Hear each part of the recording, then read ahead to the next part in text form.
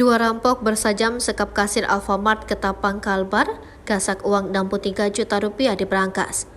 Sebuah minimarket Alfamart di Jalan Sisingamangaraja, Kecamatan Delta Pawan, Kabupaten Ketapang, Kalimantan Barat, dirampok dua pria bersajam Minggu 16 April 2023 pukul 25:58.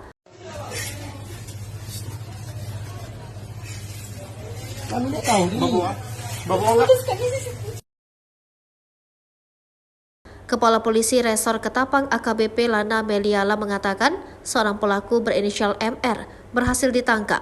Satu orang pelaku lainnya masih dalam pengejaran.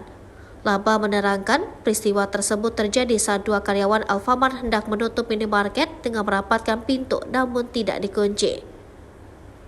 Saat tengah menghitung uang hasil pendapatan harian terang laba, tiba-tiba muncul dua orang pelaku yang langsung menghampiri korban dan menodongkan sajam.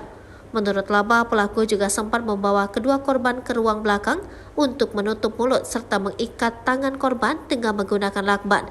Setelah berhasil membuka brankas, pelaku mendapati uang 63 juta rupiah, CPU komputer, dan sejumlah bungkus rokok.